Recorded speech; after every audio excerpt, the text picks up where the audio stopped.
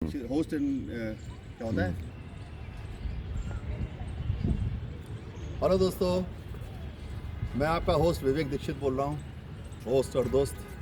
आज मैं आपको लेके आया हूँ तानसेन के मकबरे पर। तानसेन जैसे कि आप जानते ही हैं, एक बहुत ही फेमस सिंगर थे। इनका जन्म बेहट में हुआ था। बेहट जो कि एमपी के आसपास ही है।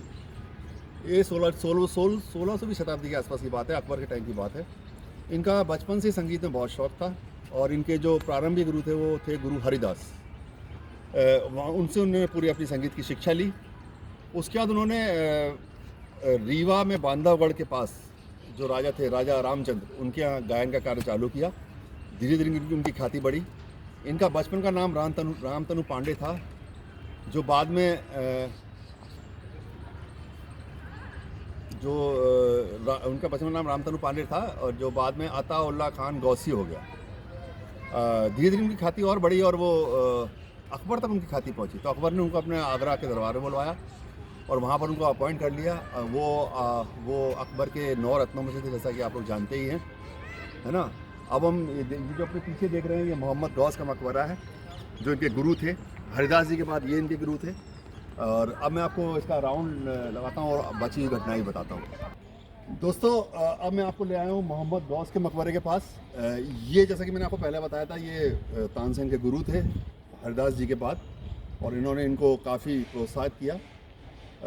ये जो मोहम्मद गौस थे, ये इनके संबंध बाबर, हुमायूं और अकबर तीनों से बहुत अच्छे थे। ये 1600 शताब्दी की बात बता रहा हूँ मैं आपको। अच्छा, यही मैं आपको एक घटना बता देता हूँ। एक बार क्या हुआ कि धीरे धीरे तानसेन से लोग बाग जलने लगे थे अकबर के दरबार में।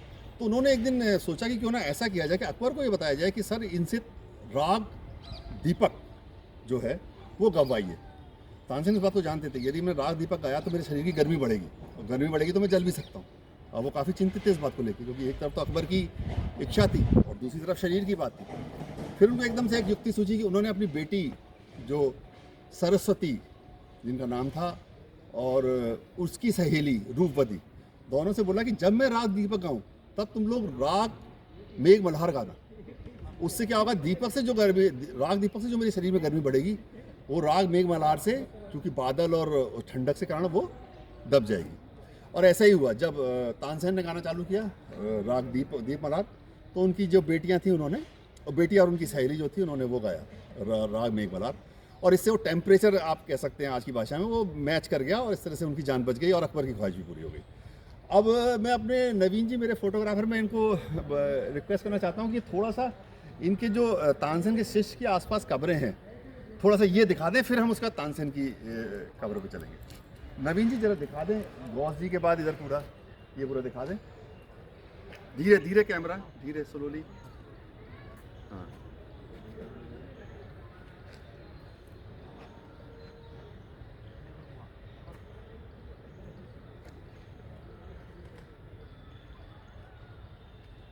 ठीक है।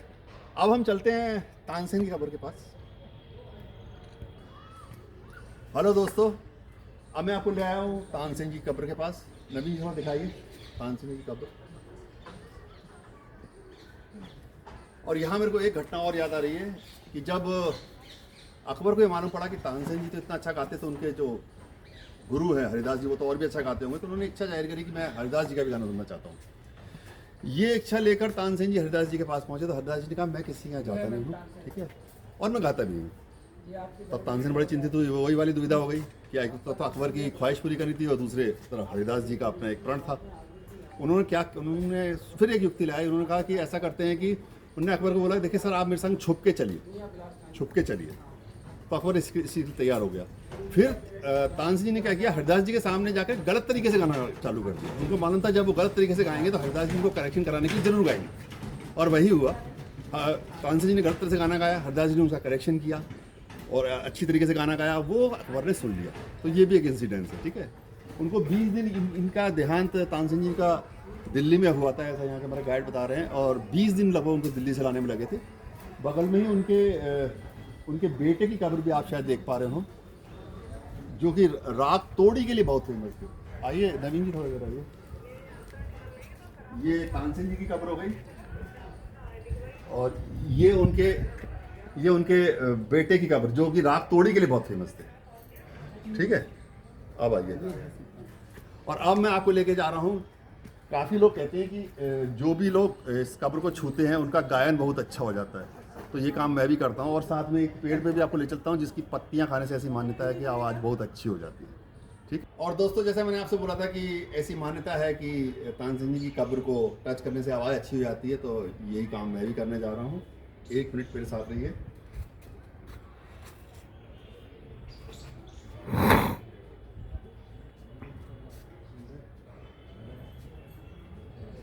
ये देखिए,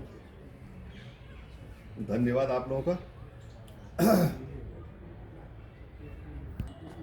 और दोस्तों, अब मैं आपको ले आऊँ वो फेमस इमली के पेड़ के पास, जिसकी मान्यता है कि इसके इमली के पत्ते खाने से आदमी की आवाज़ बहुत अच्छी हो जाती है। ठीक है, तो मैं आपके लिए कुछ इमली के पत्ते तोड़ लेता हूँ और आप तक सप्लाई कराऊंगा।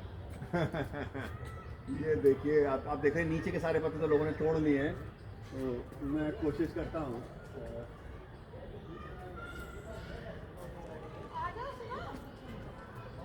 इधर है, इधर है।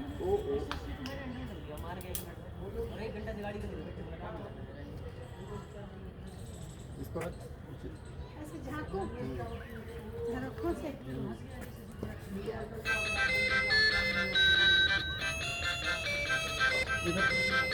इसको नहीं। Thank you very much, thank you very much.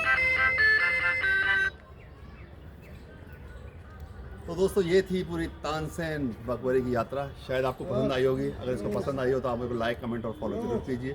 धन्यवाद।